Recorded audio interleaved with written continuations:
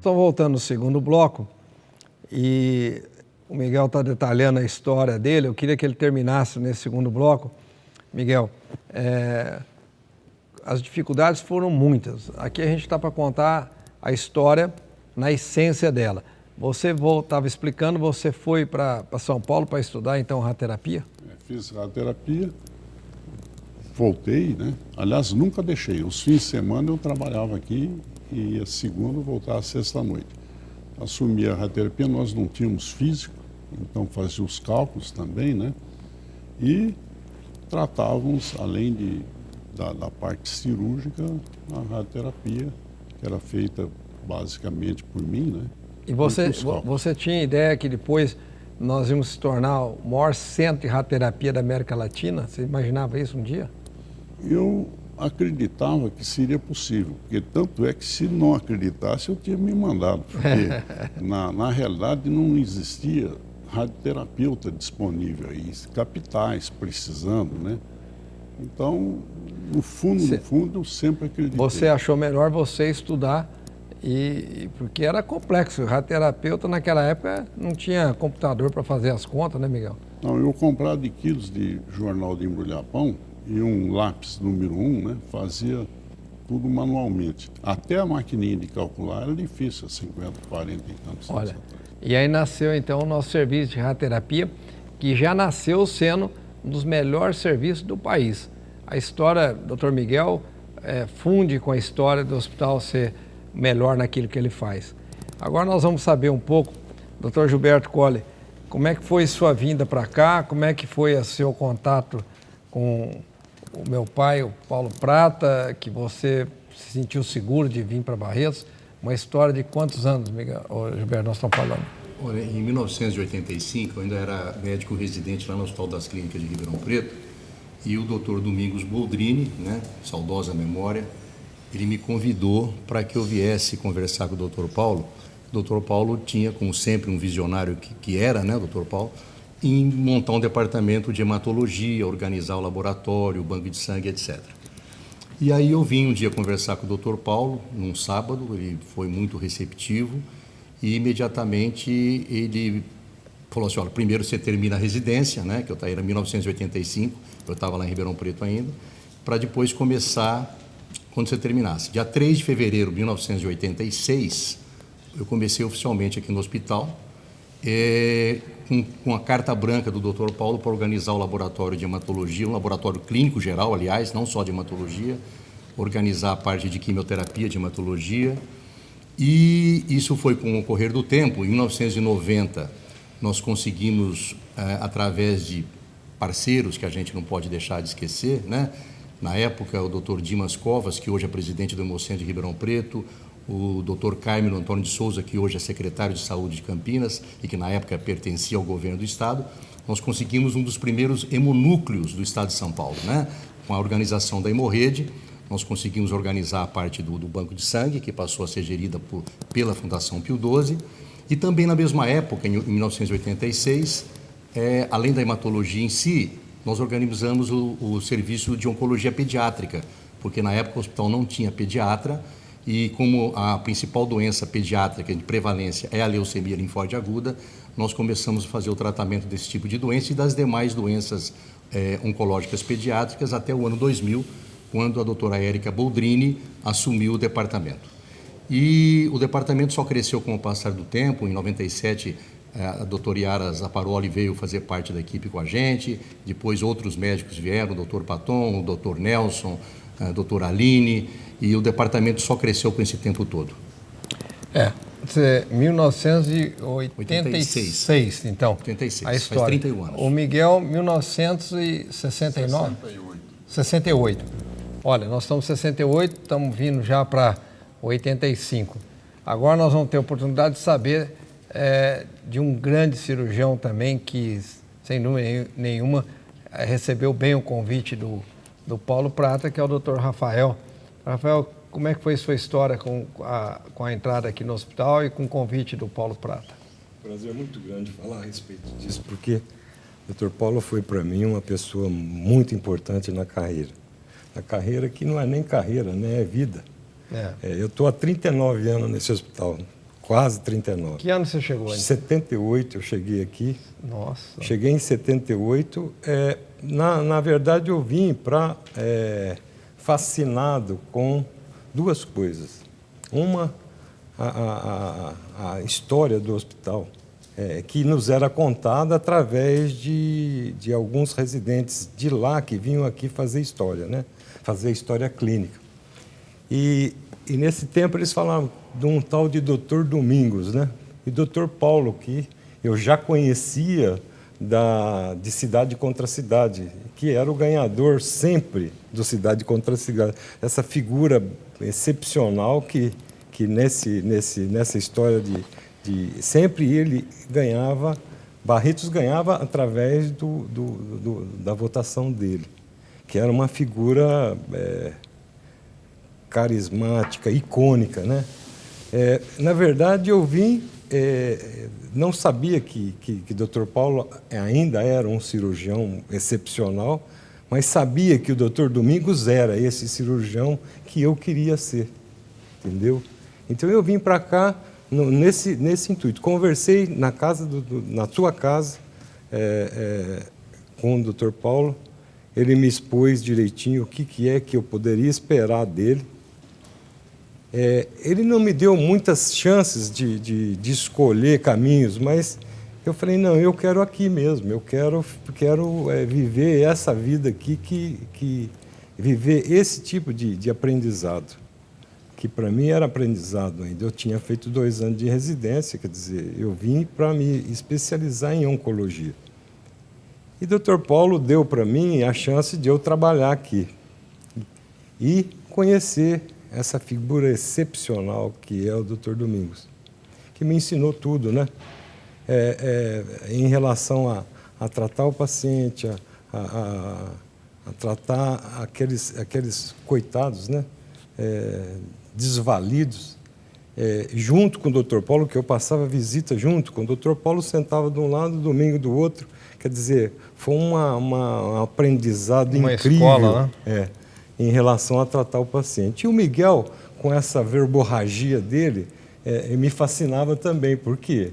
Porque ele era uma pessoa excepcional na hora do convencimento do paciente de fazer uma cirurgia que lesava a estrutura física dele. Era o Miguel que conversava. Estávamos lá na cirurgia, todo mundo operando, dali a pouco o Dr. Paulo parava, chama o Dr. Miguel. O Dr. Miguel ia lá, punha uma luva para ver se saía o tumor, o Miguel que dava a coordenada. Mesmo o Domingos ser o melhor cirurgião que eu já vi na minha vida. O Domingo era mesmo. Era simplório, simples, mas era um grande cirurgião. Uma habilidade monstra. Uma habilidade incrível. Dr. Paulo era o cirurgião do tempo que era icônico também, era uma pessoa diferente da gente, né? Ninguém tinha, nem eles, né? nem Miguel e Domingo, não falavam o Paulo, não era Paulo, era Dr. Paulo. Não tinha essa liberdade, não que ele não desse essa liberdade, mas ele era uma figura diferente. Uma vez um escritor, que acho que deve ter escrito alguma coisa em relação a Dr. Paulo, nesse último livro, aí, não sei se ele referiu, ele falou, mas por que o Dr. Paulo foi tão importante assim? O que ele fez de tão importante? E a minha resposta foi a seguinte, é porque o Dr. Paulo é o Dr. Paulo. Não tem outra explicação, ele era o Dr. Paulo. Então, a importância dele era ele, quer dizer, ele era cursilista, ele era uma pessoa de fé incrível, não era um grande orador, mas ele com o pouco que ele falava convencia, ele era uma pessoa humana. Mas, Rafa, você uma vez me falou, você é um deles que teve a oportunidade de conviver com meu pai e que você me falou que via, porque você é um médico que abraça todos os pacientes. As mulheres chegam impressionadas com a lesão de perder a mama, com um trauma da cirurgia, e o Rafa acolhe elas de uma maneira que todas se apaixonam por ela, absolutamente todas. Mas aí eu perguntei de onde que vinha uma vez para você esse carinho que você tem com seus pacientes. Você disse que nunca viu meu pai falar com o paciente sem pôr a mão nele. Exatamente isso. Quer dizer, Esse ele era uma pessoa humana e uma pessoa... só o fato dele tocar em alguém, essa pessoa já se sentia bem. E não tinha outro jeito, né? A gente tinha que aprender a tratar desse jeito. Vocês se espelharam, eu me lembro que você me falou isso há alguns anos atrás, que você via que aquele homem que tinha um título de doutor, que era doutor, mas que, como encontrava o paciente, ele era igual ao paciente. Ele punha a mão ou menos, no paciente, né? Ou menos que o paciente. Menos que o paciente. Eu me lembro que você e mais alguns que tiveram a oportunidade de conviver com meu pai na visita, nas cirurgias e tal. Então, são coisas muito importantes que nós estamos testemunhando. A história está hoje aqui, aparece um gigante feito do tamanho que nós ficamos, estamos invadindo aí o país inteiro.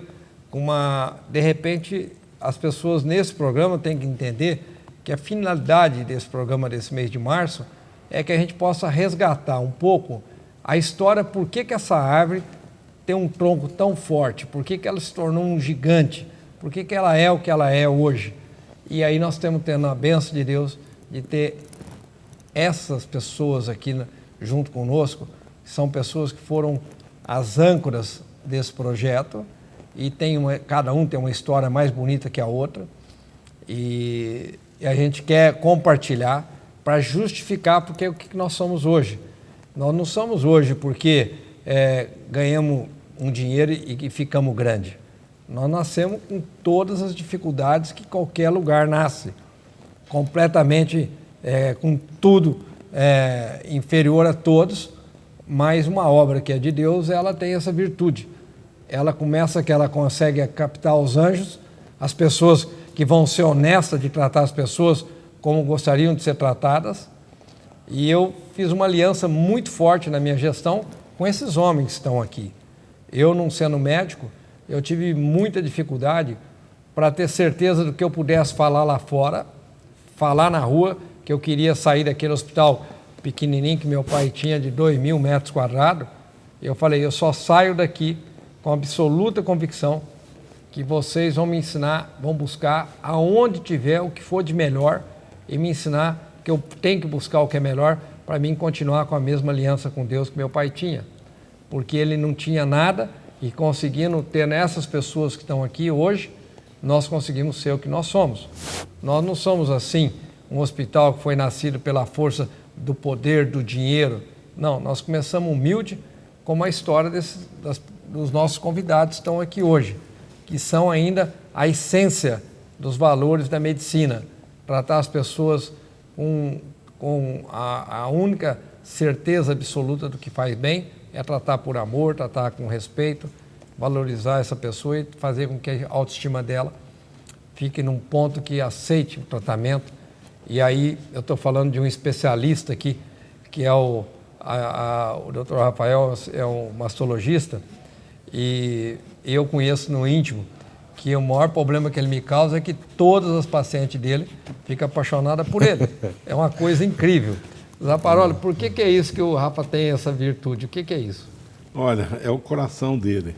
Ele tem um coração enorme. Um coração que eu conheço o maior do Brasil. Não então, eu aprendi com o Dr. Paulo. Você sabe o que o Dr. Paulo falou para se criar o departamento de reconstrução de mama? Essa história eu preciso contar. Eu, muito preocupado, eu pedi numa das reuniões clínicas que eu fiz uma lista para trazer algumas próteses para a gente fazer a reconstrução. Aí o Dr. Paulo, na hora que ia entrando na reunião, o Dr. Paulo falou, o que é isso aí? Não, é o número de próteses que eu preciso para fazer reconstrução. Ué, mas por que você trouxe aqui? Não, eu preciso falar para a reunião, a turma precisa concordar comigo, aceitar. O que é isso, Rafael? Dá aí para mim. Ele pegou e assinou o papel, isso aqui já está resolvido. Quer dizer, todas as próteses que eram necessárias, ele já resolveu antes da reunião. Quer dizer, pena que eu não guardei esse papel. Era para fazer o que fosse melhor. Era só falar com ele, quer dizer...